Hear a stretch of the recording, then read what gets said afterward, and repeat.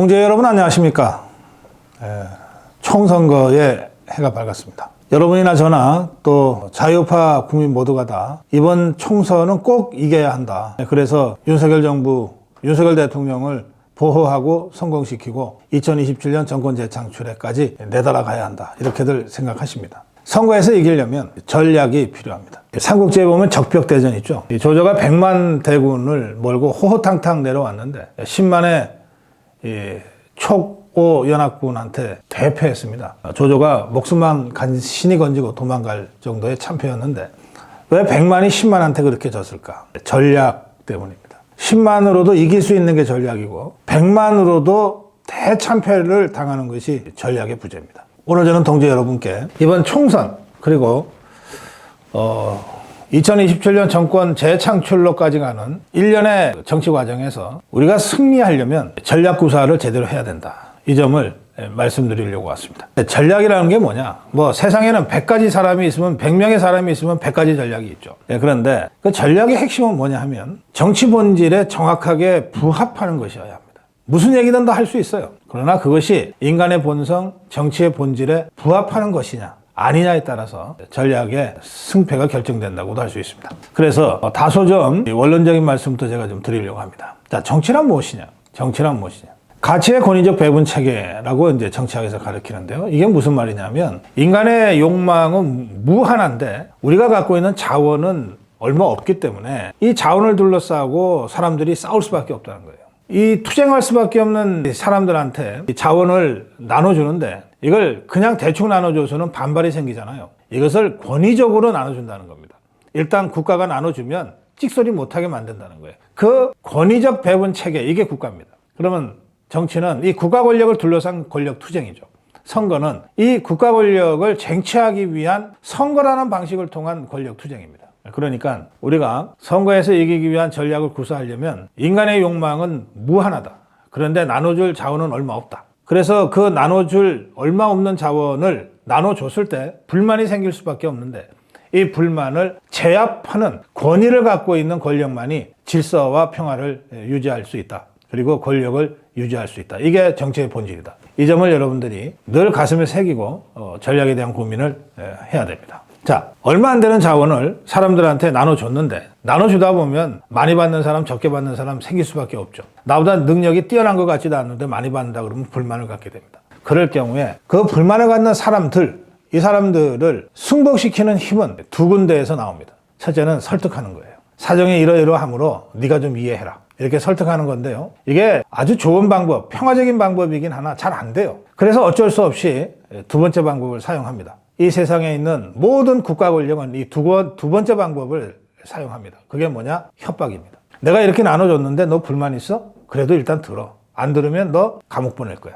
안 들어? 그러면 너 내가 죽일 거야. 이걸 국가가 행사할 때는 합법적 권력이라고 얘기합니다. 합법적 폭력이라고 얘기합니다. 이 세상에 존재하는 모든 폭력은 다 나쁜 것이고 불법이지만 국가가 행사할 때는 이건 국민의 약속에 의해서 허용된 권력이라고 그래서 합법적 권력, 합법적 폭력이라고 부릅니다. 여기서 제가 말씀드리고자 하는 것은 정치의 본질은 자원의 권위적 배분인데 이걸 강제하는 거의 유일한 수단은 설득이 잘 안 되니까 거의 유일한 수단은 협박이다 이겁니다. 이 정치의 본질을 가지고 이제 지금까지 우리 자유파 진영에서 벌어진 일, 또 국민의힘과 광화문 애국 세력 사이에 벌어진 일을 이제 설명하겠습니다. 우리 광화문 애국 세력들, 자유마을 동지들, 문재인 정부 주사파 정권이 나라를 말아먹을까봐, 나라를 무너뜨릴까봐 정말 목숨 걸고 싸웠습니다. 그러면서 자유파의 정치적 대표체라고 자임하는 국민의힘에 대해서 계속해서 우리가 설득을 해왔어요. 저 흉악한 종북 주사파와는 대화가 안 된다. 투쟁할 수밖에 없다. 광화문으로 나와라. 함께 싸우자. 여러 수백 번, 수천 번도 더 국민의힘을 설득했어요. 황교안이 대표를 할 때 어쩔 수 없이 국민의힘이 당시에 미래통합당이 몇 번 나왔습니다. 광화문에. 나왔다가 그만둬버렸어요. 그게 설득당해서 나온 걸까요? 아니면 정말 그렇게 안 들으면 우리가 너네 버리겠다고 협박한 것 때문에 억지로 나온 걸까요? 저는 두 번째 경우라고 생각합니다. 지난 3년 반 전에 총선도 그랬고 또 1년 8개월 전에 대선도 그랬습니다. 우리 자유파가 국민의힘, 지금의 국민의힘에 대해서 또 윤석열 후보에 대해서 얼마나 많은 설득을 했습니까? 종북 주사파와 싸우려면 이렇게 해야 된다. 저렇게 해야 된다. 저 김무승이, 유승민이 배신자 패거리들 정리해야 한다. 이준석이한테 끌려다니면 안 된다. 우리 자유우파와 손잡고 투쟁해야 한다. 얼마나 많은 설득을 했습니까? 그런데 우리한테 돌아온 건 뭡니까? 손절이에요. 대선 이기자마자 광화문 태극기 애국 세력들은 저 국민의힘으로부터 손절당해버렸어요. 윤석열 정부에서도 배제되고 있습니다. 지금 선거 100일도 안 남은 상태에서 국민의힘은 광화문 태극기 애국 세력을 완전히 배제하고 자기들끼리 자기 중심으로 판을 짜고 있어요. 우리 자유파는 설득하다 지쳐서 이제 어쩔 수 없이 자유통일당도 만들고 자유마을도 만들고 이러고 있습니다. 저는 그런 설득의 방식이 좋긴 하지만 효과는 없다고 생각합니다. 그래서 설득하다 안 되니까 어쩔 수 없이 미래통합당 찍어주고 윤석열 대통령 찍어주고 또 어쩔 수 없이 아마도 100일 후에는 국민의힘 후보 찍어주게 될 거예요.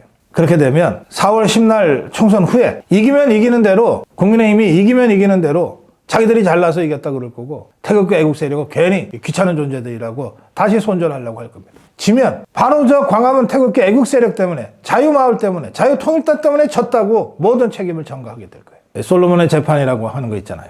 한 아이를 둘러싸고 두 어머니가 서로 내 자식이라고 할 때 솔로몬이 반으로 나눠서 가져가라 그랬어요. 형리가 진짜 칼을 들고 아이를 반으로 나누려고 하니까 친모 진짜 어머니가 내 아이를 죽일 수는 없다 해서 손을 놓잖아요. 솔로몬 왕이 그걸 보고 진짜 어머니는 손을 놓은 저 여인이다. 그런데 정치 현실에서는 그렇지 않아요. 정치 현실에서는 여러분이나 자유파 국민들은 그래도 내 자식 죽일 수는 없지 않냐고 하고 어쩔 수 없이 손을 놓고 국민의힘 찍어주고 미래통합당 찍어주고 윤석열 후보 찍어줬어요. 그런데 이 세상에는 솔로몬 왕과 같은 현자가 없어요. 손 놓고 찍어준 사람만 바보 취급받고 손절당하는 거예요. 그래서 설득의 방식을 선택할 때는 지났다. 이렇게 제가 말씀드립니다. 그러면 남은 게 뭡니까? 협박하는 겁니다. 이게 정치의 본질이에요. 국민의힘을 향해서, 윤석열 대통령을 향해서 이제 우리가 협박해야 됩니다. 뭐라고 협박해야 되냐? 광화문 태극기 애국 세력을 계속 배제하고 손절한다면 우리도 당신들을 지지하지 않겠다. 우리도 당신들에 대한 지지를 철회하고 선거 때 찍지 않겠다. 이렇게 선언하는 거예요. 뭐 종북주사파 저것들처럼 뭐 문자폭탄하자 그런 말씀이 아닙니다. 이게 정치의 본질이라고요. 우리를 인정하지 않으면 그리고 우리의 정당한 지분을 인정하지 않으면 우리도 지지를 철회하겠다. 이겁니다. 그러면 이런 정치는 어디에서 지금 이루어지고 있는가? 대한민국에서 그동안 이루어졌어요. 한번 보십시오. 김대중이가 김정필이랑 손을 잡았어요. 김정필이가 그냥 표 갖다 줬습니까? 정권 잡으면 국무총리 내놔. 경제부처 5개 장관짜리 내놔. 그 산하 기관장 임명권 다 내놔. 김대중이 선거에 이겨서 대통령 한번 해보려다 보니까 김정필이한테 그 요구를 다 들어줬습니다. 김정필이 협박했고 김대중이 그 협박을 받아들여서 지분을 인정해 준 겁니다. 그래서 DJP라고 하는 야합이 이루어진 거예요. 지금 더불어민주당과 정의당 그리고 진보당 관계를 보십시오. 저것들이 크게 봐서는 종북주사파 세력이지만 지그들끼리는 많이 달라요. 많이 다른데 정의당이 진보당이 그냥 일방적으로 짝사랑하듯이 더불어민주당 찍어주지 않습니다. 선거 때마다 후보 내잖아요. 심지어 대통령 선거 때도 후보를 끝까지 냅니다. 2012년에 정의당의 이정희 보십시오. 끝까지 후보로 완주하고 마지막 TV 토론까지 다 한 다음에 그야말로 문재인의 애간장을 다 태우고 나서 자기들이 요구하는 거 다 얻어놓고 맨 마지막에 후보 사퇴하고 문재인이 지지한다고 선언했어요. 그렇게 해서 선거 결과와 상관없이 정의당은 이정희를 내세워서 자기들이 챙길 거 다 챙긴 겁니다. 2017년 탄핵 후에 이루어진 대선에서 문재인이가 대통령이 됐어요. 그때 정의당이나 민노총이나 종북주사파들이 문재인이를 다 지지했습니다. 그런데 조건 없이 지지했냐?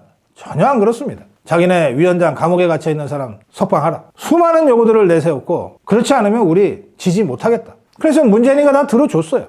들어주고 대통령이 됐어요. 문재인이 고마웠겠죠. 그래서 대통령 되자마자 민노총을 청와대로 초청했어요. 민노총 안 갔습니다. 우리 위원장 풀어주기 전엔 우린 대통령하고 밥 먹을 일 없다. 문재인 정권 내내 민노총은 주인 노릇했어요. 국회 담장을 부숴도 잡아가지를 않았어요. 그런 것이 협박이에요.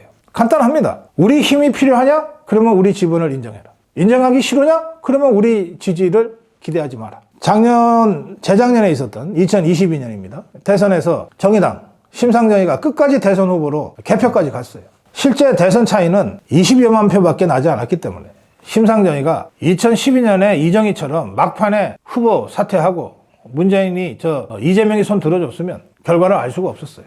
다시 말씀드렸어. 2022년 대선에서도 정의당은 자기들이 예전에 패스트트랙 하면서 위성정당 만들어서 쏘은 적이 있기 때문에 더불어민주당을 끝까지 믿지 못하고 요구를 다 내세웠어요.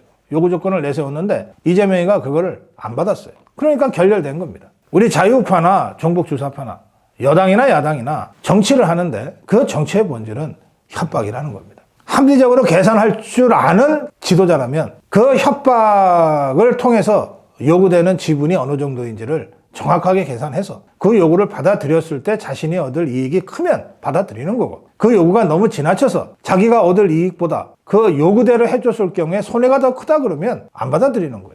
우리 자유파는 그 협박과 계산을 그동안 못했어요. 마치 그 솔로몬 재판에 나오는 친어머니처럼 마지막 순간에 마음이 약해서 늘 손을 먼저 놔버렸단 말이에요. 그리고는 손절당했단 말이에요. 그리고 뒤에 와서 우리가 다 했는데, 우리가 다 싸워서 권력 투쟁도 하고 정권 교체도 하고 대선 승리도 했는데 왜 우리 몰라주냐, 뒤에서 불평분자들처럼 그러고만 있었어요. 이제 그런 바보 같은 짓 그만하자는 겁니다. 지금 대한민국에는 광화문 태극기 애국 세력만큼 크고 강력한 집단이 없어요. 저 종북주사파들 백날 촛불 들고 모여봤자 그저 수만 명에 불과합니다. 딱 봐도 5만 6만이에요. 그러나 우리 자유파 국민들 2019년 국민 대혁명 때 100만이 넘는 사람들이 다 3, 4, 5 손을 잡고 모였잖아요. 지금 대한민국에 우리 자유파만큼 더 강한 집단이 어디 있습니까? 더 숫자가 많은 집단이 어디 있냐고요. 자유민주주의는 1인 1표이기 때문에 머릿수가 한 명이라도 많으면 무조건 이기는 거예요.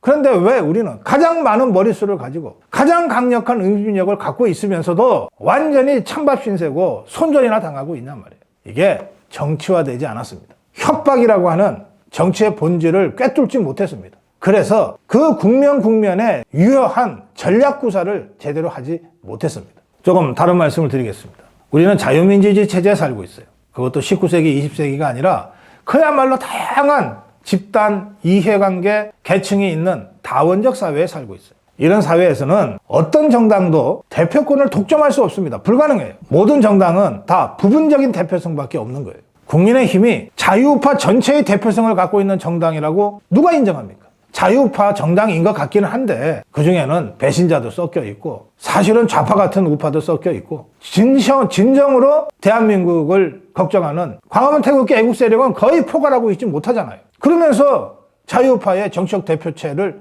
독점하고 있잖아요. 이건 명백히 잘못된 거예요. 저 좌파들도 마찬가지입니다. 더불어민주당이 의석수는 많지만 좌파 진영 전체의 대표성을 주장하지 못합니다. 더불어민주당이 어떻게 정의당한테 큰소리 칩니까?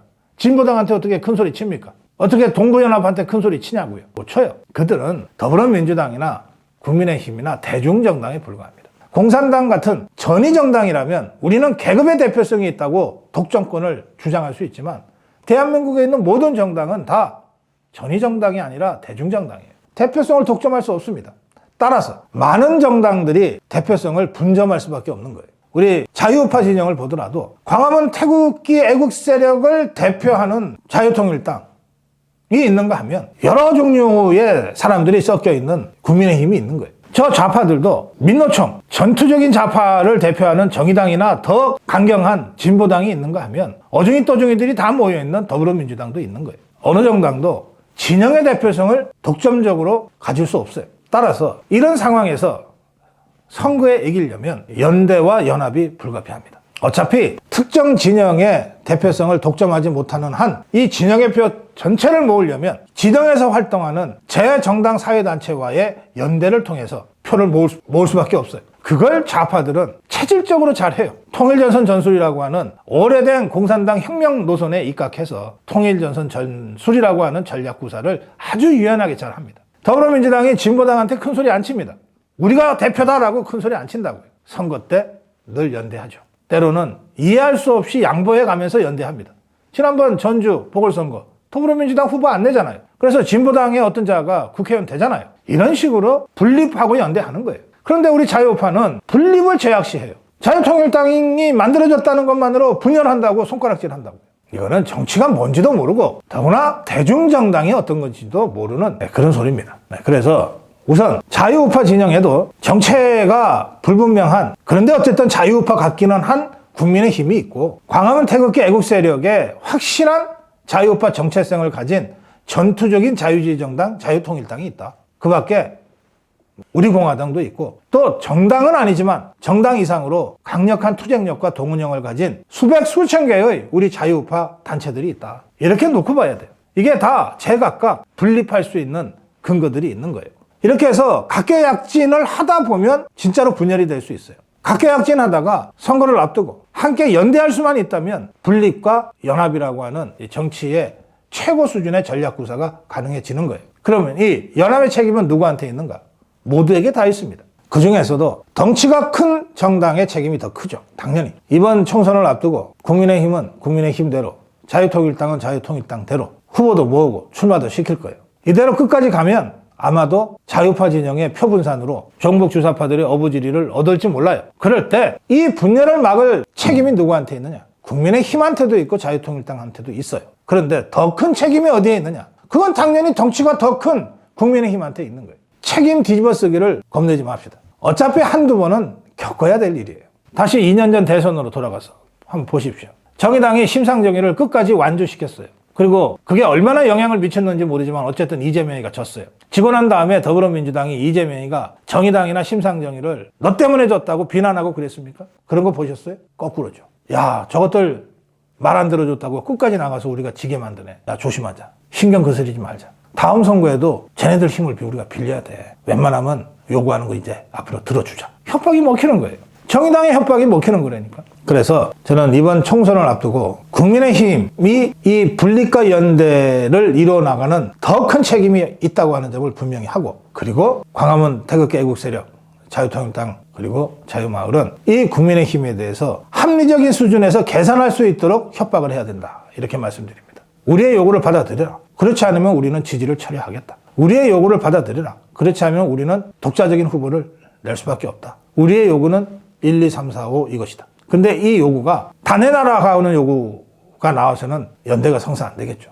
누가 봐도 합리적으로 저 정도 수준은 요구할 수 있어 라고 하는 그 지점이 있는 겁니다. 이걸 내놔야 비로소 밀고 당기고 물밑 협상이 되고, 그래서 이른바 정치의 최고 예술인 연합이라고 하는 게 가능해지는 겁니다. 이런 연합 전략을 구사하는데 쫄지 말자고요. 이거는 모든 정치 현상에 나타나는 것이고, 동서고금을 막론하고 수천 년의 역사 중에 분립과 연대가 없었던 정치는 한 번도 없었다는 겁니다. 유일하게 우리 자유우파만이 분립을 분열이라고 비난하고 아예 연대는 엄두도 내지 못하는 그런 바보 같은 모습을 그동안 보여온 겁니다. 그래서 국민의힘을 설득할 수 있고, 그래서 윤석열 정부를 우리 자유우파가 생각하는 방향으로 견인해낼 수 있다면 그것도 방법 중에 하나예요. 근데 그렇지 않잖아요. 협박하지 않으면 겁내지 않습니다. 겁내지 않으면 견인당하지 않습니다. 우리가 윤석열 대통령을 지키고 윤석열 정부를 지키고 윤석열 정부를 성공시켜서 2027년 대선 정권 재창출이라고 하는 그야말로 포기할 수 없는 이 숙제를 풀기 위해서라도 윤석열 대통령과 국민의힘을 자유우파의 기본 정치 노선에 맞게 견인해야 되잖아요.